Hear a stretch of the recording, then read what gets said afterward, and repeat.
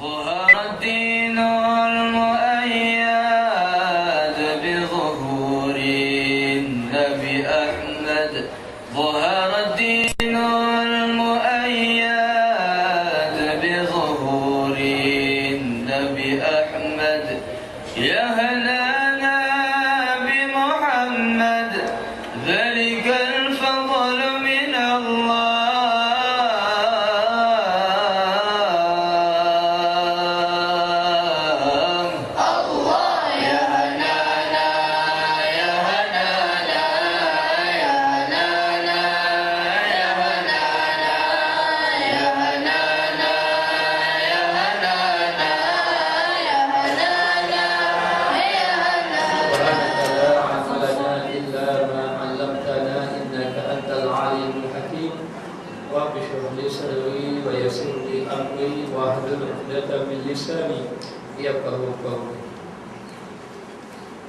Qala musannif rahimahullahu ta'ala wa nafa'ana bi ulumihi fi darain amin.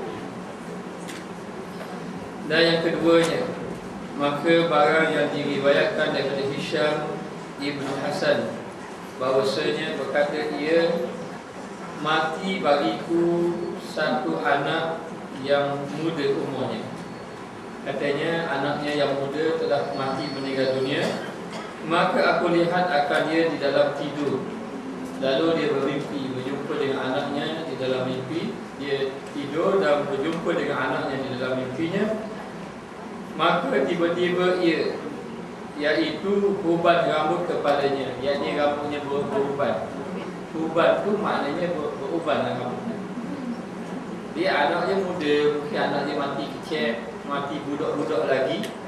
Lalu lepas daripada itu dia ini tidur bermimpi jumpa anaknya. Jadi bila dia bermimpi jumpa anaknya yang sudah mati, maka dalam mimpi dia lihat anaknya beruban kepalanya. Rambut dah beruban.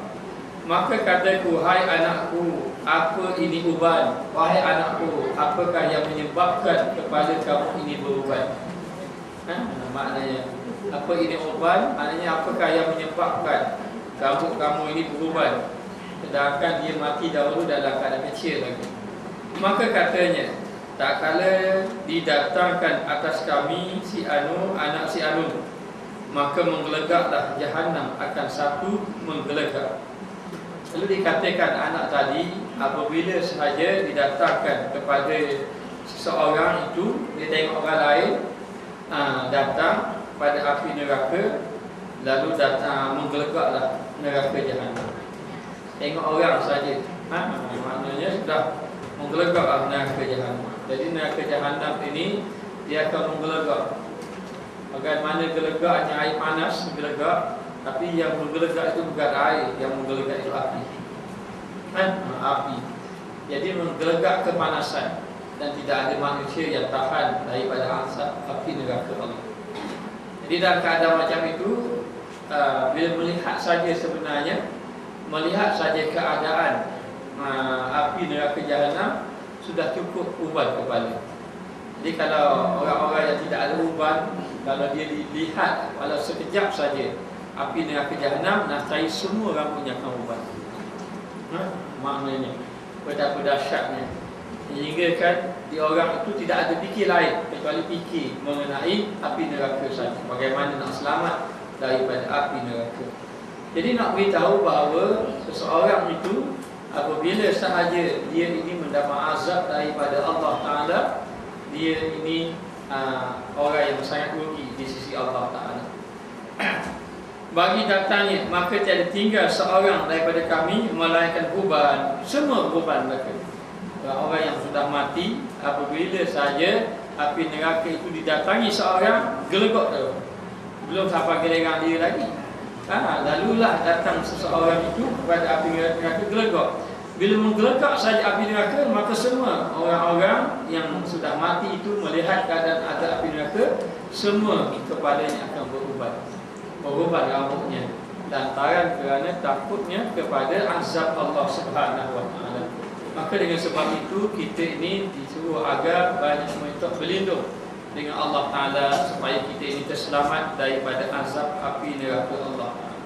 Bahkan Nabi sendiri pun apabila sahaja dia memikirkan mengenai surah Hud, kalau tidak silapnya bila baca surah Hud menyebabkan rambut Nabi berubat. Kerana apa? Kerana bimbang, takut. Bukan takut pada dirinya, kerana Nabi adalah orang yang sudah selamat di sisi Allah Ta'ala, tapi bimbang dan takut kepada umatnya. Takut umatnya diazab di dalam api neraka Allah Subhanahu Wa Ta'ala. Berlindung kami dengan Allah Ta'ala Tuhan Rahim. Kita berlindung dengan Allah Ta'ala Tuhan yang Rahim. Disebut Rahim. Rahim inilah penyayang, pengasih lagi penyayang. Jadi Rahim ini, dengan sifat Rahim ini Allah Ta'ala selamatkan ataupun Allah Ta'ala memberi pertolongan kepada orang-orang yang beriman di negeri akhirat. Adapun sifat Rahman, yakni sifat kasih Allah Ta'ala kepada hamba-Nya. Ini sifat Rahman dapat berlaku kepada orang kafir, munafik, fasik, semua dapat. Sebab itu orang kafir pun dapat nikmat makan, minum, tidur dan sebagainya. Maknanya walaupun dia kafir, walaupun dia munafik, walaupun dia fasik, walaupun lebih-lebih lagi orang yang beriman. Tapi dengan sifat Rahim, Allah Ta'ala hanya memberi kelebihan kepada orang yang beriman sahaja dekat negeri akhirat kelak. Daripada seksa yang amat pedih, dan seksa neraka Jahannam ini amat pedih. Sudah kita cerita selalu dah mengenai azab api neraka ini. Dan api yang ada di atas muka dunia ini adalah dia panggil percikan api neraka. Yang mana percikan api neraka itu telah direndam di dalam beberapa lautan supaya ianya menjadi lebih tidak berapa panas. Maka api itulah yang ada di atas muka dunia hari ini. Belum lagi api yang sebenar yang Allah Ta'ala sediakan kepada orang-orang yang melakukan kemungkaran, maksiat dan sebagainya. Wal-iyazubillahi min zalik. Dan ada pun kiamat, ada pun berkaitan dengan kiamat. Sebab itu kita disuruh banyak tafakur, memikirkan dan mengharapkan kepada Allah Ta'ala. Ada pun kiamat, maka dilihat oleh kamu, maka kamu tengok betul-betul firman Allah Ta'ala. Allah Ta'ala berfirman, Yauma nahsyurul muttaqina ila rahmani wafda wa nasuqul mujrimina ila jahannam wirda. Hari yang kami himpunkan orang-orang yang muttaqin, yakni orang-orang yang bertakwa kepada Allah. Maka di negeri akhirat, orang-orang yang bertakwa kepada Allah, Allah Ta'ala akan himpunkan orang yang merasa takut di atas muka dunia. Sebab itu Sufyan Tsauri ketika mana dia berjumpa dengan Allah Ta'ala, dia rasa takut. Dia merasa takut sebab daripada dia mati, seorang bermimpi berjumpa dengan dia. Lalu dia tanya, apa yang orang lakukan kepada kamu wahai Abu Sufyan As-Sawi? Dia kata, jangan kamu gelarlah aku dengan Abu ini, tidak ada gelaran lagi di sini. Baiklah, apa yang Allah Ta'ala buat kepada kamu wahai Sufyan? Cuma nama saja. Lalu dikatakan bahawa ketika dia berjumpa dengan Allah, dia merasa sangat takut. Lalu Allah Ta'ala kata, aku berdoa kepada kamu kerana kamu pada waktu malam sentiasa berjaga malam, dan kamu banyak menangis di pada waktu malam, dan siang hari kamu ingin menjaga diri kamu daripada melakukan maksiat. Maka aku redha kepada kamu, katanya Allah Subhanahu Wa Ta'ala. Jadi sebenarnya kita akan berhadapan dengan Allah, berjumpa dengan Allah dalam keadaan sangat takut. Dalam keadaan sangat takut, bahkan orang-orang yang soleh pun takut. Hanya Allah Ta'ala beri rahmat kepada seseorang tadi dengan sebab ibadat yang dia buat, boleh jadi dengan sebab dia ini benar-benar kasih dengan Allah Ta'ala, maka Allah Ta'ala boleh memberi rahmat kepada siapa yang ia kehendaki.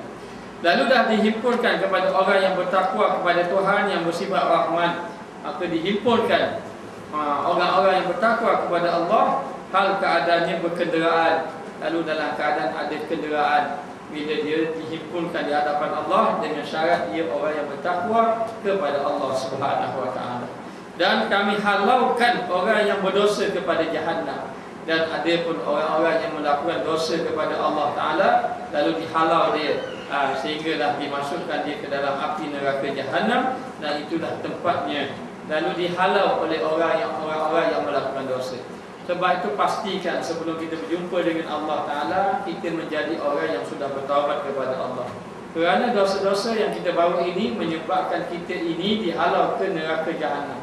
Dan orang yang ada dosa, dia tidak akan dapat masuk di dalam syurga Allah Ta'ala kecuali dia membersihkan segala dosa-dosanya. maka dosa-dosa besar yang belum lagi ditaubatkan, belum lagi bertaubat, wajib dia bertaubat. Kerana dosa besar ini tidak akan terhapus kecuali dengan taubat nasuha, dengan taubat yang sebenar-benar, taubat kepada Allah Subhanahu wa taala. Adapun dosa-dosa kecil yang kita lakukan, kadang-kadang kita tidak dapat terpisah daripada dosa-dosa kecil ini, akan terhapus dengan amal-amal ibadat kita yang banyak. Jadi kalau kita bangkit di hadapan Allah, kalau kita berjumpa dengan Allah, ada di sisi kita dosa besar, walaupun hanya satu saja dosa besar, menyebabkan seseorang itu sudah tidak boleh masuk di dalam syurga Allah Ta'ala, telah melayakkan dia ke dalam neraka Allah Ta'ala dengan sebab satu dosa besar. Itu baru satu, belum lagi dosa-dosa besar yang lain. Sehingga kan dikisahkan bahawa ada seorang abang itu meninggalkan adiknya, memutuskan hubungan silaturahim pada adiknya, lalulah menyebabkan bahawa amal ibadahnya tidak diterima oleh Allah. Sehinggalah ahli keluarga yang hidup tadi memaafkan dia dan sebagainya, barulah dia dimasukkan ke dalam azab, ke dalam syurga, dilepaskan daripada azab api neraka Allah. Maka demikian, sebelum kita ini dihitung di hadapan Allah Ta'ala, kita kena hitung diri kita. Adakah kita ini orang yang memutuskan hubungan silaturahim? Adakah kita ini orang yang makan harta yang diharapkan oleh Allah? Ataupun kita ini ada mengkhianati orang dan sebagainya? Kita pastikan bahawa kita ini bertaubat di sisi Allah Ta'ala. Apabila Allah Ta'ala terima taubat seseorang, maka dia adalah orang yang beruntung di sisi Allah Ta'ala, dan dia adalah orang yang selamat. Jadi sifat-sifat ataupun kejahatan-kejahatan, dosa-dosa kita yang melibatkan dosa besar, belum lagi kita bertaubat kepada Allah, dalam keadaan kita tidak bertaubat kepada Allah, kita berjumpa dengan Allah, maka bila dibangkitkan nanti akan dihalau masuk ke dalam neraka jahanam. Waliyazubillahi min zalik. Maka tempat datangnya satu puak yang keluar daripada kubur. Puak keluar daripada kubur, maka tiba-tiba dengan borak di atas kepala kubur. Ini ada binatang yang dikatakan borak tadi menunggu orang-orang yang keluar daripada kubur. Jadi kita nanti semua akan dibangkitkan daripada kubur. Satu hari nanti kita akan pasti akan mati. Walau bagaimana keadaan kita, kalaupun kita rasa kita sihat hari ini, maknanya sampai masa kita akan berjumpa juga dengan Allah. Dan berjumpa dengan Allah Ta'ala ni dia tak kira umur. Boleh jadi muda, boleh jadi tua, boleh jadi budak-budak lagi. Sampai masa saja akan kembali kepada Allah. Idza jaa ajaluhum la yastaqiruna sa'atan wa la yastaqdimun. Apabila datang saja ajal kepada kamu semua, maka tidak akan dilewatkan walau satu saat, dan tidak didahulukan walau satu saat. Jadi semua orang akan menemui kematian. Jadi yang muda jangan kata dia ini lambat lagi, tidak. Allah Ta'ala saja yang mengetahui mengenai kematian seseorang tadi. Lalulah bila dia mati tadi, dia akan bawa amalan-amalan masing-masing. Kalau amalannya baik-baiklah, maka orang yang membawa amalan baik nanti, kalau dia dibangkitkan di hadapan Allah Ta'ala, dibangkitkan daripada kubur, maka ada kenderaan yang menunggu dia. Ada kenderaan yang menunggunya. Hanya di dalam kitab ini mengatakan borak. Tapi kata guru saya masa saya belajar dulu, borak ini hanya Nabi saja yang menunggannya. Jadi wallahu a'lam, hanya dipastikan bahawa ada binatang ataupun ada tunggangan ataupun ada kenderaan yang menunggu orang-orang yang bertakwa kepada Allah Ta'ala apabila dia dibangkitkan daripada kubur tadi. Dan juga mahkota, dan diberikan pakaian mahkota. Dipakaikan mahkota tadi, dan juga pakaian, dan juga diberikan pakaian yang indah daripada syurga tadi, dan persalinannya maka dipakaikan, disalinkan kepadanya dengan pakaian yang indah dengan mahkota dan sebagainya. Jadi demikian, orang-orang yang melakukan amal ibadat nanti akan diberi balasan oleh Allah. Bahkan ada juga yang dipakaikan mahkota yang hebat-hebat, lalu ditanya Allah, dia pun bertanya kepada Allah, apakah amalan dia yang menyebabkan dia dipakai dengan mahkota dan sebagainya. Lalu Allah Ta'ala kata, bukan amalan kamu, tetapi amalan anak kamu. Yang mana kamu ini, anak kamu ini dapat kemuliaan di sisi Allah, sehingga dengan kamu sendiri pun mendapat kemuliaan di sisi Allah Subhanahu wa taala. Lalu dipakaikan persalinan tadi, maka dipakaikan dengan pakaian yang indah-indah, pakaian daripada syurga, pakaian yang indah, dan menunggang ia kepada syurga. Lalulah ia pun naik kenderaan, lalu pergi ke dalam syurga. Ini bagi orang yang beramal dengan amal yang soleh, masuk ke dalam syurga yang bernama Naim, syurga Naim, yang mana orang-orang yang bertakwa ini akan diberi nikmat buat selama-lamanya. Maka duduk di dalam syurga ini dia tidak akan rasa puas. Nikmat itu semakin hari semakin bertambah.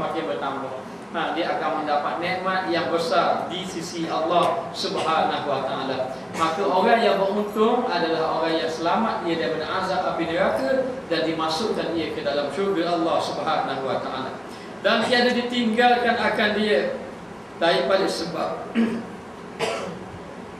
sebab kebesarannya, bahawa ia berjalan kaki kepada syurga. Tidak ditinggalkan dia berjalan kaki. Sebab apa? Sebab besarnya kedudukan di sisi Allah. Orang-orang ahli syurga ni besar kedudukan dia di sisi Allah. Maka Allah Ta'ala tak tinggalkan dia. Semua akan diberi kenderaan, semua akan diberi keistimewaan di sisi Allah Ta'ala. Tidak ada jalan kaki. Bahkan ada orang nanti kalau diperlihatkan syurga, manusia itu tidak akan sabar masuk di dalam syurga. Dan kalau dilihatkan neraka, manusia itu tidak akan tahan daripada azab api neraka Allah Subhanahu wa taala. Maka bahawa sesungguhnya tidak akan ditinggalkan dia berjalan kaki kepada syurga. Dan yang saat yang lain keluar daripada kubur. Adapun satu golongan yang lain, puak yang lain, keadaan yang lain, keluar dia daripada kuburnya, maka tiba-tiba dengan Zabaniyah, iaitu dengan malaikat Zabaniyah, malaikatun giladun syidadun, yang mana akan disertakan dengan mereka malaikat yang begitu keras, yang bersangat keras kepada hamba-hamba Allah dengan diazabkannya. Maka malaikat Zabaniyah, dikatakan malaikat Zabaniyah ni belum lagi seksa, melihat wajahnya pun sudah azab. Melihat wajahnya, maka dikatakan bahawa malaikat Zabaniyah ini akan menunggu dia. Menunggu siapa? Menunggu orang-orang yang dimasukkan ke dalam neraka. Siapakah orang yang dimasukkan dalam neraka? Orang yang dimasukkan dalam neraka adalah orang kafir. Orang kafir dia ini tidak ada iman. Tidak ada iman, maka dimasukkan di dalam neraka buat selama-lamanya. Tidak sekali-kali dia keluar daripada neraka. Tidak akan terhenti dia akan diazab buat selama-lamanya. Maka azab yang begitu pedih, yang dia tidak tahan menanggungnya, lalu dia akan mengadu kepada Allah Ta'ala. Dia akan mengadu pada malaikat bahawa azab ini pedih, minta pertolongan ataupun dikeluarkannya. Maka malaikat ini akan mengadu kepada Allah, memberitahu bahawa ahli-ahli neraka, mereka itu mengadu bahawa sangat pedih, amat pedih. Lalu Allah Ta'ala mengatakan, tambahkan akan azab ini. Lalulah akan ditambah lagi azab dia. Adapun ahli-ahli syurga memberitahu, terima kasih ya Allah, bersyukur dengan Allah Ta'ala. Dan Allah Ta'ala kata kepada para malaikat, hai malaikat, tambahkan nikmat. Adapun di dalam neraka, tambahkan azab mereka di dalam neraka. Lalulah duduk dalam neraka, mereka memang ingin keluar, pasti mereka tidak akan keluar. Wa amal ladzina fasaku fama'wahumun nar kullama aradu an yakhruju minha wa'idu fiha wa qila lahum dzuqu azaban nar alladzi kuntum bihi tukadzibun. Sesungguhnya orang-orang yang melakukan kefasikan kepada Allah Ta'ala, dia akan diazabkan ke dalam api neraka yang amat pedih. Lalu dia ingin keluar daripada neraka tadi. Ketika mana dia ingin keluar daripada neraka tadi, lalulah ditarik oleh malaikat. Lalu malaikat mengatakan, rasakanlah dengan apa yang kamu lakukan di atas muka dunia dahulu, kamu itu telah mendustakan ayat-ayat Allah Subhanahu wa Ta'ala. Ini bagi orang yang melakukan maksiat, melakukan kemungkaran, orang yang masuk di dalam neraka Allah Subhanahu wa Ta'ala. Adapun syurga, kita tak dapat menjamin diri kita ini ahli syurga, kerana dengan kelalaian kita, dengan ibadat kita yang kita tidak sempurna tadi, hanya kita ini memohon kepada Allah agar kita ini terselamat daripada azab api neraka Allah Subhanahu wa Ta'ala. Lalu bila bangkit daripada kubur, akan ada yang menunggu. Siapa yang menunggu? Malik Zabaniyah.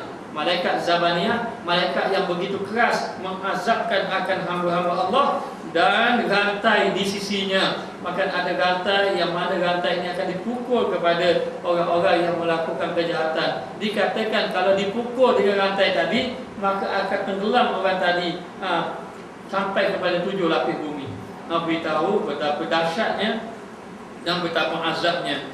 Dan dibelenggu, diikat ataupun maknanya sama ada diikat, dipasul dan sebagainya, dan dihadirkan, tiada diberikan kepada orang yang celaka.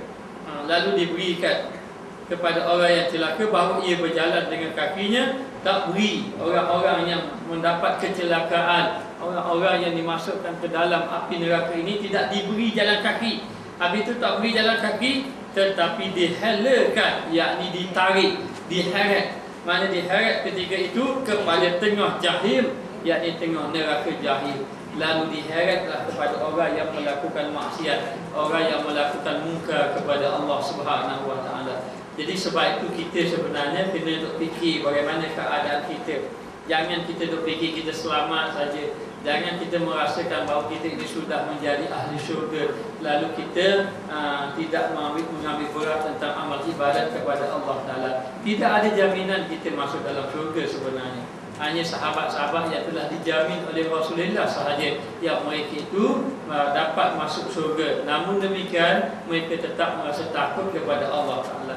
Jadi malangnya kita ini, yang pertama dalam hati kita tidak rasa takut kepada Allah, tidak merasa takut kepada Allah Ta'ala. Dan yang kedua, hati kita ni tidak ada harap, tidak mengharap-harap ataupun rasa biasa saja dengan Allah Ta'ala. Patutnya kita ada mengharapkan agar Allah Ta'ala mengampunkan dosa kita, agar Allah Ta'ala memberi kebaikan kepada kita. Dan lebih lagi menyedihkan kita bahawa kita ini lebih cenderung daripada melakukan maksiat, sedangkan kita tak suka maksiat. Kita tidak suka maksiat itu dan kita tahu itu maksiat, kita tahu itu dosa, tetapi kecenderungan kita kepada maksiat itu tetap ada. Bahkan kadang-kadang kita lebih cenderung buat dosa. Masa kita buat dosa itu kita tahu tak itu maksiat, kita tahu tak itu dosa, kita tahu. Dan kita pula dalam hati kita pula ingin sangat buat amal ibadat, suka nak buat amal ibadat. Kadang-kadang setiap saat itu kita berangan-angan, nanti kita ingin baca Quran, kita ingin sembahyang malam, kita ingin berzikir dan sebagainya.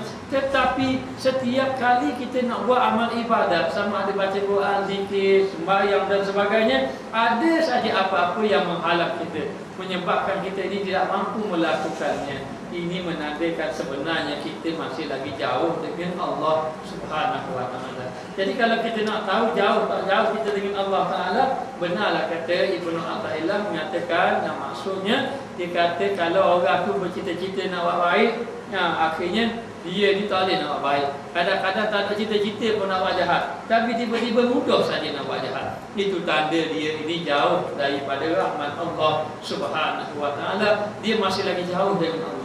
Sehinggalah dia ini memperbaiki dirinya, beribadat kepada Allah Ta'ala, dan juga membersihkan jiwanya daripada kotoran-kotoran, penyakit-penyakit batin. Lalulah dia akan dekat dengan Allah. Orang yang dekat dengan Allah, dia mudah buat ibadat dan dia mudah meninggalkan maksiat.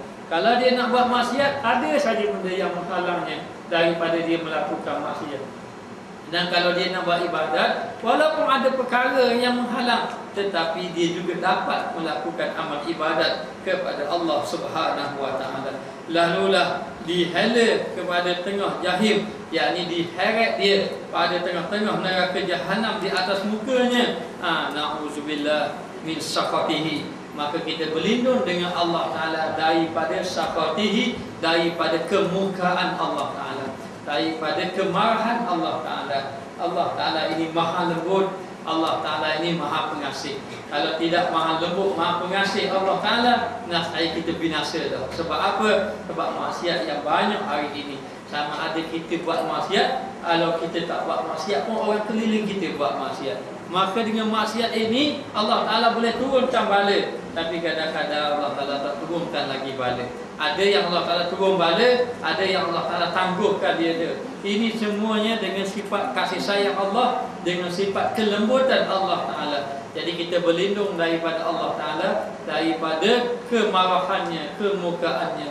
Jadi seseorang itu boleh mendapat jauh daripada kemurkaan, ataupun kalau Allah Ta'ala marah dia, boleh mendapat kemaafan dengan Allah Ta'ala. Yang pertama, dia bertaubat kepada Allah, dia banyakkan bertaubat kepada Allah. Kalau boleh memperbanyakkan istighfar kepada Allah di atas kesalahan-kesalahan yang telah kita lakukan.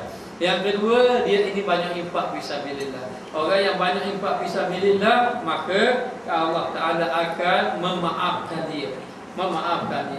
Dan yang ketiga, dia memaafkan kesalahan-kesalahan orang yang buat jahat ke dia. Kalau orang buat zalim kepada dia, orang buat jahat kepada dia, orang buat khianat pada dia, dia memaafkan orang lain. Sesiapa yang memaafkan hamba Allah Ta'ala, maka Allah Ta'ala akan memaafkan dia. Yang keempat, dia menghubungkan silaturahim. Hubung silaturahim, sama ada silaturahim itu telah terputus ataupun memang tidak terputus, tapi dia menziarahi, pergi berjumpa dengan orang-orang yang dia kasihi. Maka dikatakan dalam hadis, seseorang yang keluar daripada rumah dia, lalulah dia bertemu kerana Allah Ta'ala, berpisah kerana Allah Ta'ala, maka dia ni akan mendapat lindungan Allah ataupun mendapat keampunan daripada Allah Subhanahu wa Ta'ala. Jadi kita berlindung daripada Allah, daripada kemurkaan Allah. Jadi kalau orang mendapat kemurkaan Allah, yang pertama, hatinya tidak tenang, hatinya akan rasa gelisah sahaja bila dia mendapat kemurkaan Allah Ta'ala. Yang kedua, berat dia dalam nak melakukan amal ibadat. Jadi berat nak buat amal ibadat. Bukan tidak mahu buat amal ibadat, tapi dia akan berat nak buat amal ibadat. Yang ketiga, dia tak mampu meninggalkan maksiat yang ada pada dirinya. Dia memang ahli maksiat dan dia memang nak tinggal maksiat, tetapi dia tak mampu nak meninggalkan maksiat. Ini tanda dia mendapat kemurkaan Allah Subhanahu wa Ta'ala. Jadi nak beritahu, kita minta berlindung, jangan sampai Allah Ta'ala marah kepada kita. Dan sebenarnya aku dengar daripada setengah daripada ulama menceritakan bahawa riwayat daripada Nabi sallallahu alaihi wasallam, ada satu riwayat daripada Nabi sallallahu alaihi wasallam bahawasanya bersabda ia, "Idza kana yaumul qiyamati yakhruju qaumun min kuburihim wa hum lahum najibu yaukabunaha laha ajnihatu khadrin fayatiru bihim fi irsatil qiyamati hatta atau ala hitanil jannati wa idza ra'aitahum al malaikatu qala ba'duhum li ba'din man haula'i wa yaquluna ma nadri la'allahum min ummati Muhammadin sallallahu alaihi wasallam fa ya'tihimul malaikatu fa yaquluna man antum wa min ayyi umami antum wa min ayyi umami antum fa yaquluna nahnu min ummati Muhammadin sallallahu alaihi wasallam. Masyaallah. Fataqulul malaikatu hal husibtum fayaquluna la fayaquluna hal wazintum fayaquluna la fayaquluna hal taraktum kitabakum fayaquluna la fataqulul malaikatu irji'u fa kullu zalika wara'akum fayaquluna hal a'titumuna syai'an fatuhasibu alaihi. Apabila adalah pada hari kiamat, yang dalam satu hadis, apabila adalah pada hari kiamat, yakni apabila berlakunya hari kiamat, keluar beberapa kaum daripada kubur mereka. Maka bila berlaku saja kiamat, maka akan keluarlah daripada kaum tadi ataupun golongan tadi, keluar daripada kubur. Adakah satu kaum saja? Dah, semua akan keluar daripada kubur. Kenapa diceritakan kaum satu kaum? Nak cerita kaum ni, kaum lain ke lain. Semua kaum memang akan dibangkitkan daripada kubur, tapi menceritakan satu kaum yang keluar daripada kubur mereka itu. Bagi mereka itu unta kan? Unta pelari yang ditunggang akan dia. Jadi bagi mereka itu ada unta. Unta yang mana mereka itu akan menunggang tadi, unta tadi. Baginya sayap yang hijau. Lalu dia ada sayap hijau. Mana kenderaan tu ada sayap hijau. Dan memang dalam surga banyak warna hijau. Sebenarnya memang maknanya ada sayap hijau dan sebagainya. Pakaian surga warna putih, warna hijau. Warna lain tidak ada, warna biru tidak ada. Maknanya. Jadi nak beritahu ada sayap hijau. Ada sayap hijau. Maka diterbangkan dengan mereka itu pada padang kiamat. Maka diterbangkan. Maknanya disebut sini unta. Dalam hadis lain kata kuda. Bukan hadis ni. Dalam hadis lain mengatakan di dalam dan binatang yang ada sayap di dalam syurga adalah kuda. Walaupun di atas dunia kuda tak ada sayap, tapi di dalam syurga ada sayap. Tapi dalam hadis ni dikatakan unta, maka unta pun ada sayap terbang. Sayap pula warna hijau pula tu. Maknanya, lalu dalam keadaan macam itu terbanglah ia di padang kiamat. Maknanya di lapangan, di tempat tadi, di padang mahsyar tadi. Hinggalah datang mereka itu kepada pagar syurga. Sampailah mereka itu kepada pagar syurga. Jadi tempat perhimpunan di padang mahsyar itu tiba-tiba dekat negeri akhirat nanti ada yang orang dapat keistimewaan. Itu di padang mahsyar lagi sebenarnya. Lalu terbanglah dia. Bila terbanglah dia, datanglah dia kepada pagar syurga. Sampai kepada pagar syurga, maka apabila melihat akan mereka itu malaikat. Bila melihat malaikat, maknanya malaikat itu tengok mereka tadi. Naik kenderaan dengan bersayap tadi sampai dekat pagar syurga. Maka kata setengah mereka itu bagi setengahnya. Maka malaikat berkata dengan sama-sama mereka. Ni malaikat bertanya di antara satu sama lain. Maka malaikat tanya pada malaikat yang lain. Tanya, siapa mereka itu? Siapakah mereka itu yang boleh terbang dengan unta yang ada sayap hijau? Maknanya mereka pun bertanya di antara satu sama lain, antara malaikat tadi. Maka berkata mereka itu malaikat. Malaikat pun berkata, tiada kami ketahui, kami tidak tahu. Siapa? Mana dari? Kami tidak tahu. La'allahu min ummati Muhammadin. Maka dikatakan tiada kami ketahui, mudah-mudahan mereka itu daripada umat Muhammad sallallahu alaihi wasallam. Moga-moga yang mereka itu terbang dengan sayap hijau itu adalah umat Nabi Muhammad sallallahu alaihi wasallam. Maka datang akan mereka itu setengah daripada malaikat. Datang mereka itu setengah daripada malaikat. Maka berkata mereka itu, siapa kamu? Lalu mereka pun datang dekat malaikat. Dia tengok terbang datang dekat malaikat. Bila datang dekat malaikat, malaikat pun bertanya, siapalah kamu ini? Man antum, kamu ni siapa? Dan daripada apa umat?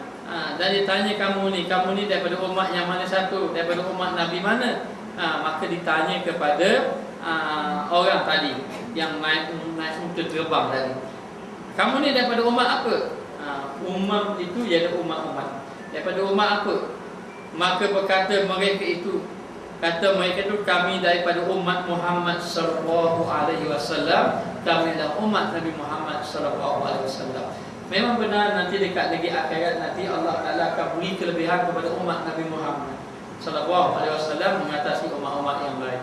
Umat yang pertama kali dihisab siapa? Umat Nabi Muhammad. Umat mana yang mula-mula masuk dalam syurga? Umat Nabi Muhammad. Umat mana yang keluar daripada neraka? Umat Nabi Muhammad. Maknanya kelebihan. Sehingga kan Nabi SAW dikatakan orang yang paling sibuk. Orang yang pertama sekali masuk syurga adalah Nabi. Tapi Nabi tidak mahu masuk syurga. Dan Nabi orang yang akhir masuk syurga. Sebab apa Nabi tidak mahu masuk syurga?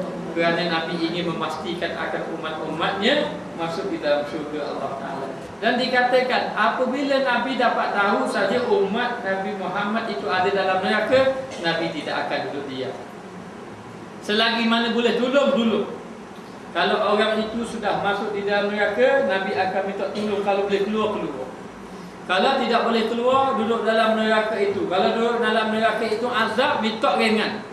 Nabi tidak akan biar walau seorang pun. Walau seorang pun. Kalau nak berat, maka Nabi akan minta tolong ringankan. Kalau sudah boleh ringan dah, maknanya ataupun ringan dah ataupun dapat ringan, Nabi akan minta lagi. Jangan lama duduk dalam neraka. Sehinggalah Nabi puas hati, dah tak ada jalan dah, tak boleh nak duduk dah, barulah Nabi maknanya pergi kepada yang lain pula. Maka demikianlah, sehingga kan dikatakan bahawa ketika di tiap mizan tadi, Nabi ingin melemparkan dia punya serban ni ataupun selendang dia agar berat timbangan, sehingga kan dilarang oleh malaikat, jangan kamu buat macam ini. Maknanya bersungguh-sungguhnya Nabi nak menolong umatnya. Dan maka dengan sebab kemuliaan baginda Rasulullah sallallahu alaihi wasallam, maka umat Nabi Muhammad mendapat keistimewaan dibandingkan dengan umat-umat yang lain. Bahkan nabi-nabi yang lain pun, hatta Nabi Musa sendiri pun mengatakan bahawa kalaulah dia ini boleh menjadi umat Nabi Muhammad sallallahu alaihi wasallam, dia pun nak jadi umat Nabi Muhammad. Nak beritahu kemuliaan yang Allah Ta'ala beri kepada baginda Rasulullah sallallahu alaihi wasallam. Maknanya belum masuk syurga di padang mahsyar sudah mendapat nikmat. Belum lagi masuk syurga, hanya duduk di padang mahsyar ini sahaja. Ketika itu baru dibangkitkan daripada kubur, sudah dapat kenderaan, boleh jalan-jalan, tengok-tengok keadaan, sehingga sampai ke pagar syurga. Lalu berjumpa malaikat. Malaikat melihat ada golongan yang terbang dengan kenderaan ini yang bersayap hijau ini. Lalu ditanya, siapa golongan manakah itu? Buat manakah itu? Boleh jadi puak itu puak Muhammad. Ma'adri la'allahu min ummati Muhammad. Katanya malaikat, aku tak tahu, tapi boleh jadi itu Muhammad. Sampai saja dekat, dia pun tanya, man antum fi ayyi umami? Kamu ni daripada mana? Daripada umat mana? Lalu dia mengatakan bahawa daripada umat Nabi Muhammad, kami daripada umat Nabi Muhammad sallallahu alaihi wasallam. Maka berkatalah malaikat, adakah kamu ini dihisapkan? Husibtum hal husibtum, adakah kamu ini telah dihisapkan? Telah dihisapkan, maknanya telah ditimbang kamu. Maka berkata mereka itu, tiada, kami belum lagi dihisap. Belum lagi dihisap sudah dapat nikmat. Ini kelebihan orang-orang yang bertakwa kepada Allah Ta'ala. Maknanya belum lagi dihisap, nikmat sudah datang. Dekat padang mahsyar pun sudah datang. Jadi yang di padang mahsyar itu ada dah orang yang dapat nikmat walaupun dia belum lagi masuk syurga. Dan ada yang diazabkan oleh Allah Ta'ala.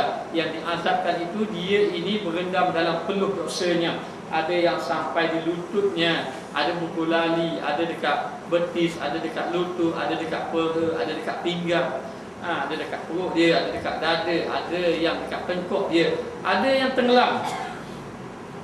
Tenggelam itu dengan dosa-dosa yang dia lakukan. Dan ketika itu dikatakan bahawa orang-orang yang melakukan dosa, matahari itu lebih kurang sejengkal saja daripada atas kepalanya. Jadi nak gambarkan betapa dahsyatnya ketika itu. Dan bukan saja duduk di padang mahsyar itu azab, bahkan duduk di padang mahsyar itu lama. Lama. Nanti katakan bahawa ada seorang sahabat, saya lupa dah, mengatakan bahawa Nabi beritahu dia ini maknanya orang yang selamat dia daripada kemukaan Allah. Namun demikian Nabi mengatakan dia pun berdiri di padang mahsyar nanti 500 tahun. Jadi 500 tahun itu bukan kiraan tahun kita. Bukan kiraan tahun kita. Kalau kiraan tahun kita ini 500 tahun, lebih kurang dalam 5 generasi je. 500 tahun ataupun 6 generasi. Tetapi sebenarnya dia kira 500 tahun akhirat itu alfasanatin mimma ta'udun, 1000 tahun yang kamu kira sekarang ini. 1000 tahun yang kita kira sekarang ini, gambarannya 1000 tahun yang kita kira hari ini, itu hanya baru 1 hari di akhirat. Boleh jadi 1 hari, boleh jadi tak sampai 1 hari. Yang kita kira 1000 tahun, itu baru 1 hari. Mana 1000 tahun? Dan bagaimana pula kalau 500 tahun? Itu 500 tahun orang yang soleh. Orang-orang yang soleh itu boleh jadi 500 tahun dia tunggu dalam keadaan berdiri lama, panas, azab dan sebagainya. Bagaimana dengan orang yang ahli maksiat? Bagaimana dengan orang yang buat munkar, yang buat dosa, yang lalai kepada Allah Ta'ala? Bayangkanlah, boleh jadi beribu tahun. Jadi kalau 1000 tahun dekat negeri akhirat, bukan 1000 tahun dunia. hanya satu hari akhirat itu baru 1000 tahun dunia. Maka bayangkanlah kalau dia itu berdiri lebih kurang 1000 tahun di akhirat kelak. Wal iyazubillahi min zalik.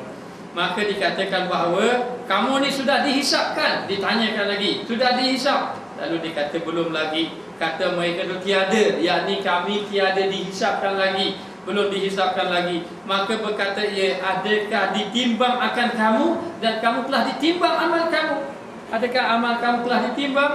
Malaikat sampai bertanya kepada dia, sebab tengok dia sudah dapat nikmat, seolah-olah sudah dihisap, seolah-olah sudah ditimbang. Maka berkata mereka itu tiada, kami belum lagi ditimbang. Ditimbang amalan pun belum, dihisap pun belum berlaku semuanya. Maka berkata mereka itu pada para malaikat, adakah membaca suratan kamu? Adakah kamu sudah membaca surah amal kamu? Maka kita nanti di negeri akhirat akan dibentang segala amalan kita. Amalan kita akan dibentang semuanya. Maka ketika itu kita akan dapat melihat bagaimana maksiat kita, bagaimana ibadat kita. Maka beruntunglah orang yang banyak ibadat dia, maka maksiatnya dihapuskan oleh Allah ataupun diampunkan dosa-dosanya sehingga tidak ada dalam surat catatan amal. Jadi nak beritahu, Allah Ta'ala boleh tetapkan kejahatan kita, Allah Ta'ala boleh hapuskan. Sebab itu disebut dalam Al-Quran, wa yusbitu indahu ilmul kitab. Mana Allah Ta'ala yamhullahu ma yasha wa yusbitu wa indahu umul kitab. Allah Ta'ala boleh menghapuskan ikut kehendak dia. Orang yang buat dosa dia bertaubat boleh hapuskan. Dan Allah Ta'ala boleh menetapkan, boleh tulis balik apa yang kita lakukan. Tidak ada sesuatu pun yang tertinggal. Bahkan bila dibangkitkan nanti, Allah Ta'ala akan bertanya kepada kita, adakah para malaikat dia ini, para malaikat Allah Ta'ala ini tidak melaksanakan tugas? Maka ketika itu akan dapat melihat. Jadi dia akan tahu ni amalan-amalan dia tidak tertinggal. Maknanya dia akan tengok la yuwadiru sariratan wala kabiratan illa ahsaha. Tidak tertinggal pun wala sariratan wala kabiratan. Tidak yang besar yang kecil illa ahsaha, kecuali semua terhitung belaka. Tidak ada satu pun. Dan ada juga orang yang dia tak buat amal itu tetapi mendapat pahala. Dia bertanya kepada Allah, bagaimana ini amalan saya ini, macam mana boleh jadi banyak? Lalu dikatakan, walaupun kamu tak buat amal tadi, tapi kamu ada niat. Ada niat nak buat. Ataupun kamu ini tak buat amalan itu, ataupun kamu buat amalan itu sedikit, tapi amalan kamu diikuti oleh orang ramai, maka segala amal ibadat orang ramai pun kamu dapat pahala juga di sisi Allah Ta'ala. Sebab itu disuruh kita ni orang yang menunjuk kebaikan kepada orang lain. Jadi kalau kita menunjuk kebaikan kepada orang lain, nanti orang lain buat kebaikan yang kita tunjuk, kita pun akan dapat kebaikan juga. Tapi kalau kita orang yang menunjuk kejahatan, kita lah orang yang menunjuk kejahatan, lalu orang lain ikut kejahatan kita, kita pun dapat dosa juga. Wal iyazubillahi min zalik. Lalu dikatakan bahawa tidak lagi melihat surah amalan lagi, belum lagi. Lalu kata mereka itu tiada, tak ada lagi, tak tengok lagi surah amalan. Maka berkatalah malaikat, kembali kamu kena kembali balik. Pergilah kamu dekat perhimpunan orang-orang ramai di padang mahsyar itu, pergilah kembali kamu. Maka sekalian yang demikian itu di belakang kamu. Maknanya benda itu akan mengiringi kamu di belakang kamu.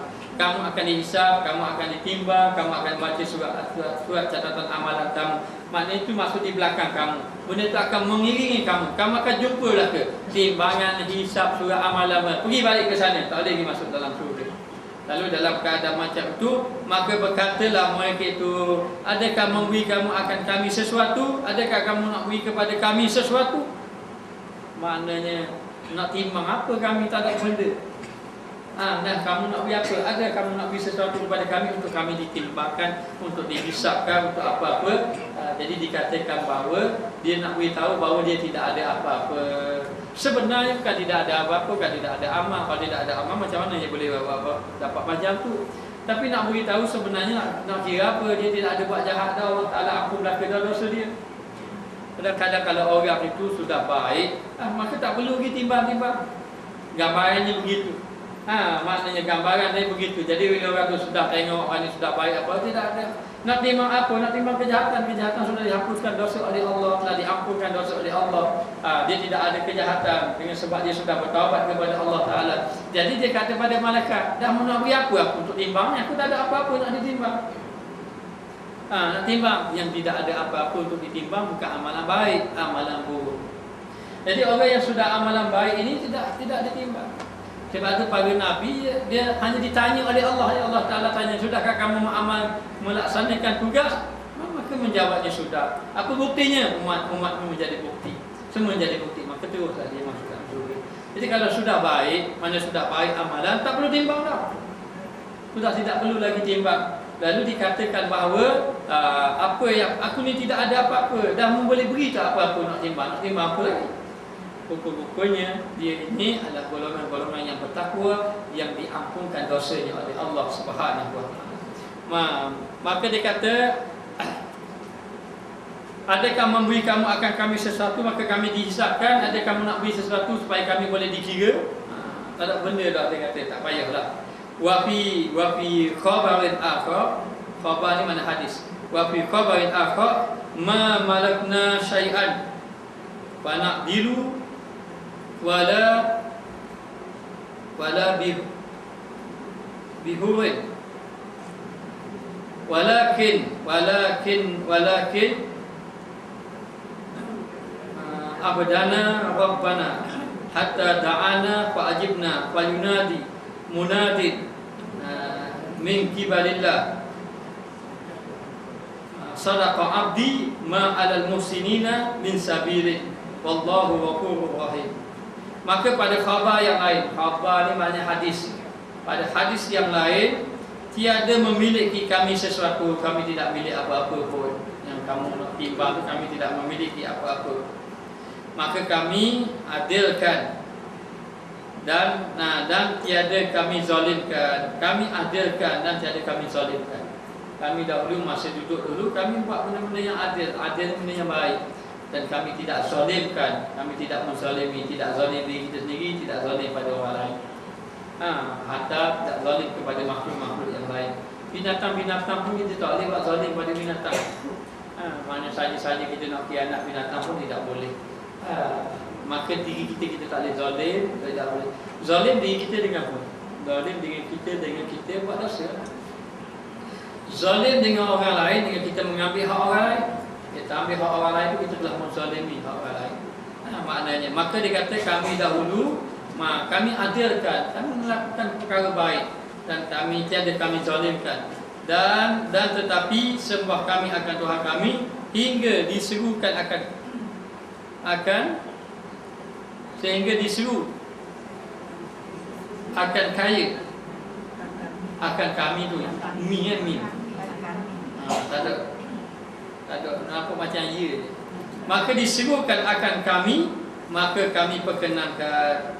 Maka seru yang menyeru daripada pihak Allah Ta'ala, maka dia berdoa pada Allah, dia seru kepada Allah, maka Allah Ta'ala perkenan. Maka bukti Allah Ta'ala perkenan, tiba-tiba bunyi suara daripada langit, daripada pihak Allah Ta'ala. Maka dikatakan bahawa maka seru yang menyeru daripada pihak Allah Ta'ala, telah benar hamba-Ku, katanya telah benarlah hamba-Ku, tiada di atas orang yang membuat kebajikan pada jalannya, maka benarlah bahawa hamba-Ku ni ada lain kecuali dia adalah orang yang melakukan kebaikan. Bukan cari buat kebaikan, maknanya dia ni tiada lain adalah orang yang melakukan kebaikan pada jalan Allah Subhanahu wa taala. Jadi nak beritahu Allah Ta'ala sendiri mengakui bahawa dia ni orang yang baik. Jadi kita ni kalau manusia kata kita baik, tentu lagi kita baik. Sebab kita tak tahu kedudukan kita di sisi Allah Ta'ala. Jadi jangan terlalu gembira kalau orang puji kita, kalau orang kata kita baik. Kerana nilaian ukuran kita bukan di sisi makhluk, tetapi di sisi Allah Ta'ala. Begitu juga jangan terlalu bersedih kalau orang kata kita jahat, orang kata kita tidak molek, kalau kita itu baik di sisi Allah Ta'ala. Jadi sebenarnya bila Allah Ta'ala kata sadaqa abdi, telah benarlah hamba aku ini memang dia orang yang benar. Ma'alal muslimin, dia ini adalah orang yang duduk di atas kebenaran. Mana tidak, bermakna tidak lain, dengan kata tidak lain, dia ini adalah orang yang benar, orang yang baik, orang yang melakukan kebaikan di sisi Allah Ta'ala pada jalan Allah, mengikut kehendak Allah Ta'ala. Memang dia melakukan kebaikan mengikut kehendak Allah Ta'ala, maka bermula Allah Ta'ala itu Ghafurur Rahim. Ghafur maknanya Allah Ta'ala Maha Pengampun. ampun akan segala dosa-dosa hamba.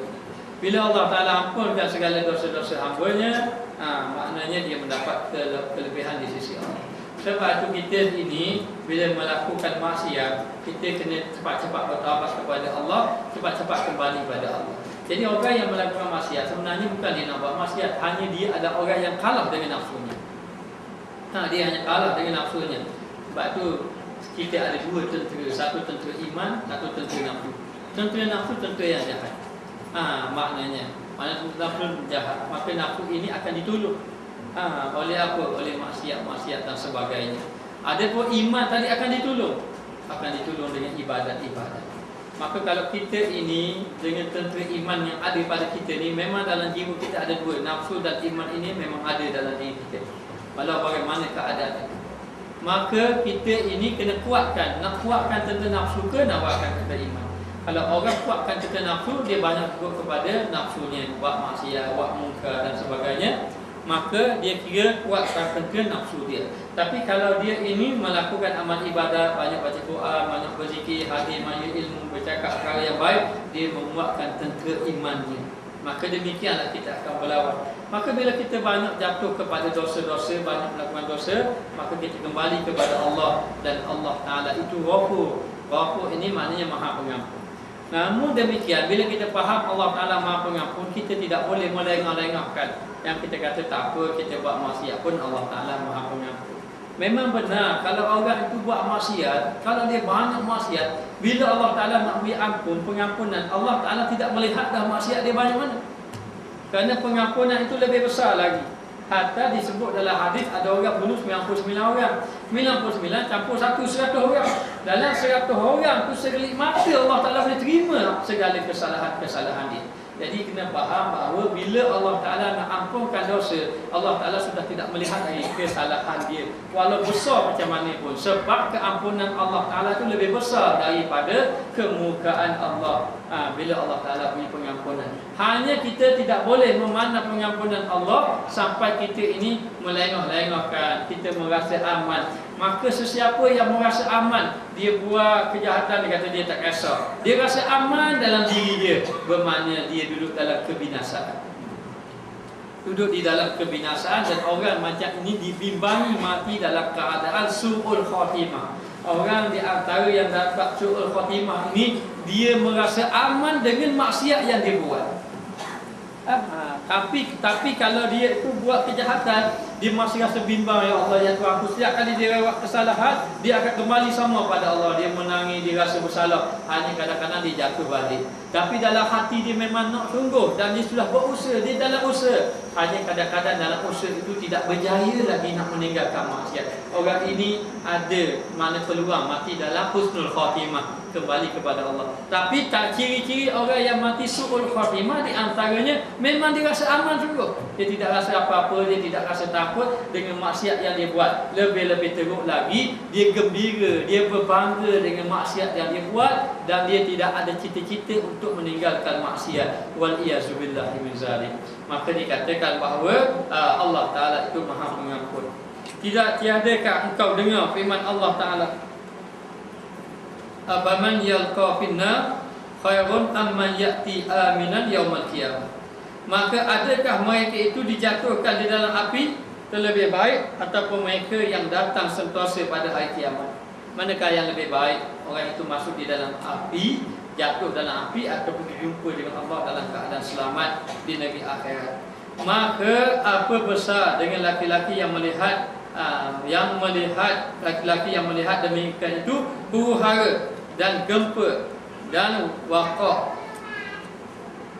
Kenapa ni? Waqah ya. Padahal ia sentosa. Sentosa, tiada masuk dalam hatinya terkejut dan tiada di atas hatinya rasa berat. Maka kami pohonkan Allah Ta'ala bahawa dijadikan kita daripada mereka yang bahagia, dan tiada demikian itu di atas Allah Ta'ala sedikit itu mudah. Jadi nak beritahu begini, maka Allah Ta'ala akan bertanya, siapakah yang lebih baik? Orang yang berjumpa Allah Ta'ala dalam keadaan dia ini dicampakkan dalam api neraka, ataupun ya'ti aminan, datang dalam keadaan aman, beriman kepada Allah Ta'ala. Jadi lebih baiklah orang yang datang kepada Allah Ta'ala dalam keadaan orang itu beriman. Tapi lebih berat lagi, lebih besar lagi bagi laki-laki yang dia telah melihat huru-hara, huru-hara dosa, maksiat, ketidaktenangan hati dia ini. Jadi huru-hara ni jangan kata gempa bumi. Huru-hara ni cukup dengan buat dosa tu huru-hara lah kita.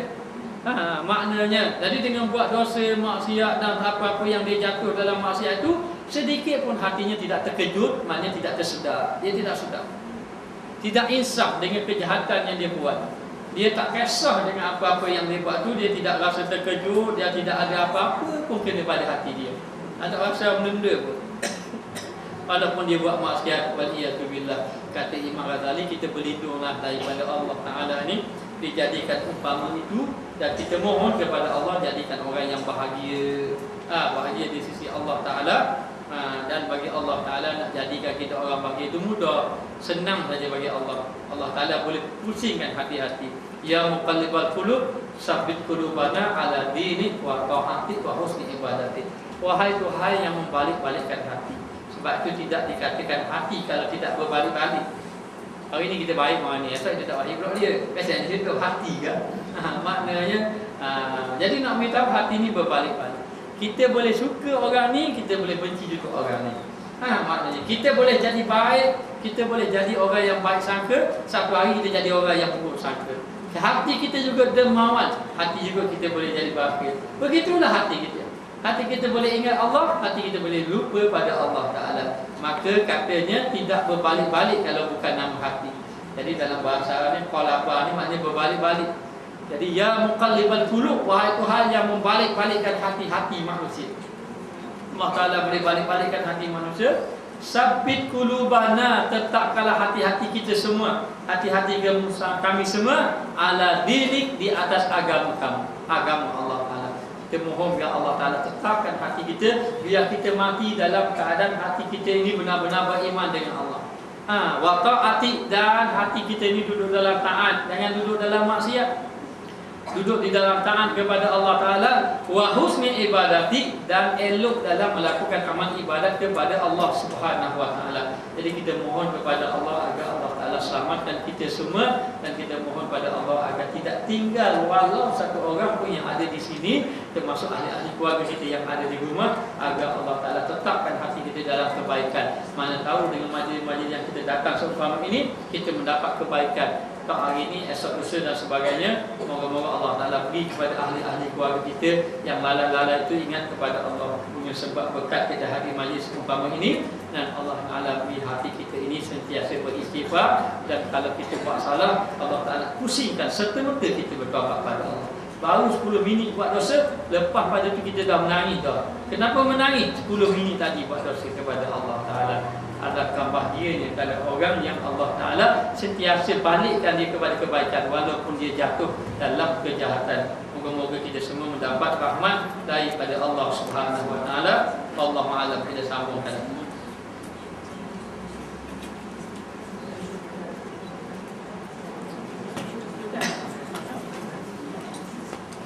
Bismillahirrahmanirrahim. Rabbana zalamna anfusana wa illam taghfir lana wa tarhamna lanakunanna minal khasirin. Allahumma 'allimna ma jahilna, Allahumma rizqna 'ilman nafi'an wa rizqna fahman tayyiban. Wassallallahu ala sayyidina Muhammad wa ala alihi wa sahbihi wasallam. Alhamdulillah rabbil alamin.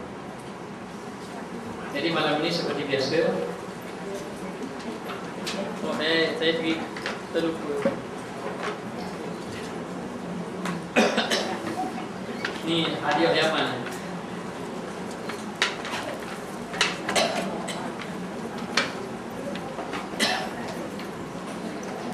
Jadi sesiapa yang mengikuti kuliah saya, yang selalu ikut kuliah saya walaupun hanya 1 minggu sekali dan sebagainya, jadi saya mohonlah kalau bolehlah amalkan hati hadat dan juga hati atas. Jadi satu hari saya dibawa oleh seorang pelajar lama di Darussalam ke rumah seorang habib yang tua, yang mana ketika itu beliau pun sambut saya dan beberapa orang sahabat yang lain. Dan ketika dia berjumpa dengan saya dan sebagainya, memang saya berniat dalam hati saya kalau boleh minta ijazah sana amalan dan sebagainya. Tapi untuk pengetahuan, saya tidak sempat minta pun, dia sudah beri sebelum saya memintanya. Yang satu lagi kehebatan dia, apa yang kita niat dalam hati, dia doakan. Saya tak keluar pun dengan lidah saya, dia doakan. Jadi bila dia balik, saya balik pada itu, maka orang memberitahu bahawa orang yang saya pergi itu adalah wali yang memberitahu dia Allah, seorang daripada wali-wali Allah. Mana?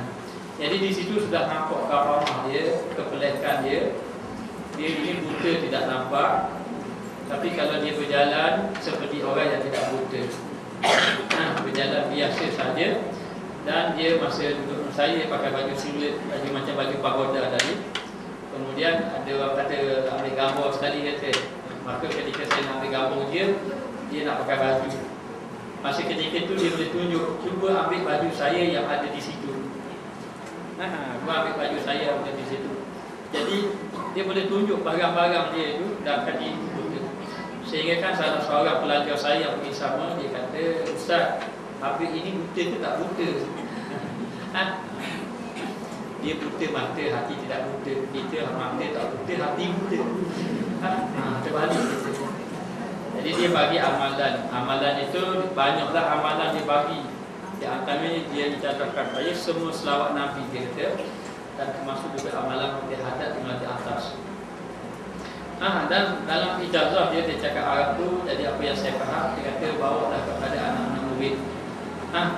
Jadi saya pun gitulah. Jadi siapa-siapa yang ikut pengajian saya ini bolehlah membaca amalan ini. Baca hadat dan baca atas. Dan dikatakan bahawa siapa yang mengamalkan dua amalan ini secara istiqamah, insya-Allah dia akan mati dalam husnul khatimah. Kepada Allah Taala. Jadi sekarang ini buku ini kita akan baca malam ni. Lepas maghrib kita akan baca setiap malam Jumaat. Jadi saya harap kalau boleh muslimat datanglah, tapi katanya ada muslimat tak boleh datang. Malam Jumaat tak boleh datang.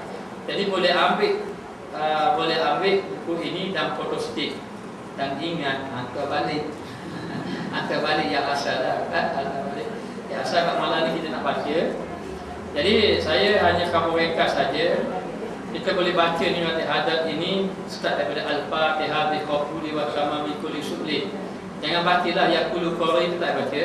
Al-Fatihah tu baca sampai kepada itu amwatikum wa amwatil muslimin ajmain Al-Fatihah. Baca Al-Fatihah. Kemudian macam biasa ikut saja macam ini, ikut saja dan setiap tu didatakan dalil-dalil mana daripada hadis dan sebagainya. Kemudian dia ada tulis 3 kali. Maka dia ulang 3 kali. Boleh baca perlahan, boleh baca laju-laju. Jangan terlampau laju sampai ada apa jelas tak boleh juga. Kemudian baca mengikut urutan yang sudah diberi sampai ke habis. Kemudian la ilaha illallah ni kita dia tulis 50, baca 50 lah la ilaha illallah. Boleh? Yang 50 sahaja. Kemudian wallahu ahad, qul falaq, yang ni pun kena baca. Yang ni pun kena baca Al-Fatihah ila hadrati sayyidina wa habibina sampai baca fiti wa dunya wal akhirah, lepas tu baca Fatihah sekali. Lepas tu mula balik Al-Fatihah ila arwahi sadatina sufiyya aynama kanu fi masyawarati ardi wa ma'aradu biha sampai ke habis fi khairin wa afiyah Al-Fatihah. Baca Al-Fatihah. Berapa kali Fatihah? 2 kali. Rupa juga yang ni 3 kali sampai ke ni yang 4 kali baca Fatihah. Lepas 4 kali baca Fatihah, lepas tu baca doa yang diletakkan ini. Doanya pendek saja. Tapi ada pun doa ini maknanya kalaulah katakan bahawa kita nak tambah sikit, lepas baca ni kita nak tambah doa kita sendiri, bolehlah, tidak ada masalah. Hanya habis sini, habis alhamdulillah rabbil alamin, baca lagi Allahumma inna. Baca dia tutup dengan Allahumma inna nas'aluka ridhaka wal jannah wa na'udzubika min sakhatika wa nar 3 kali. Habislah rakaat hadat. Kalau dia menghafal 5-6 minit je, nak kereta kejap je. Kalau hafal. Rakaat atas ada guru kepada imam hadat ni. Ini guru dia, ni anak murid yang tadi depan. Rakaat atas ni yang pertama ni baca Fatihah, jangan tak baca. Baca ni Al-Fatihah ila hadrati habib sayyidina Muhammad ini sampai ke bismillah ni baca. A'udzubillahi samii'il 'alim minasyaitonir rajim. Ikut apa yang disebut yang ni. Hanya yang ni tu bahasa Arab salasan 3 jangan tujuh. Salasan 3, salasan 3 belaka. Asyara ni ataupun asyara maknanya 10. Yang bismillahirrahmanirrahim wala haula wala quwwata illa billahil aliyil azim 10. 10. Yang lain semua 3. Salasan subhanallah walhamdulillah wala ilaha illallah arba'an berapa? 4. 4 lepas tu salasan. Lah ni berapa ni? 40 kan, ni 40. La ilaha illallah 40. Tadi 50, ni 40. Kemudian la ilaha illallah tu Nabi sallallahu alaihi wasallam sekali-sekali baca hasbunallah wa ni'mal wakil sab'an. Sab'an berapa? 7. Pandai ada bahasa Arab. Kemudian Allah salli ala Muhammad wa salli alaihi wasallam asyara berapa? 10. Yang ni nombor sebelah kan. Satu ni sebelah. 11 ta'ibu na ilallah 3. Lepas tu Allahu biha ya Allahu biha ya karimu ya Allah, ini salasan 3. Lepas tu baca macam biasa la ilaha illallah Muhammad Rasulullah salasan 3, la ilaha illallah khamsan 5. Ini 5. La ilaha illallah ini 24. Boleh? 24. Ini 24. La ilaha illallah Muhammad Rasulullah 3 saja. Kata habis. Habis itu baca habis Fatihah sekali, 2 kali, 3 kali, 4 kali Fatihah. 4 kali, 5 kali Fatihah, baru baca doa ni. Baca doa ni. Sampai ke habis. Ini ada penutup dia. Ni tak baca pun tak apa. Ni tak baca pun tak apa. Jadi boleh dibaca. Kalau baca tiap-tiap hari tu lagi baik. Tapi saya kalau baca tu doa ke saya tak. Kalau itu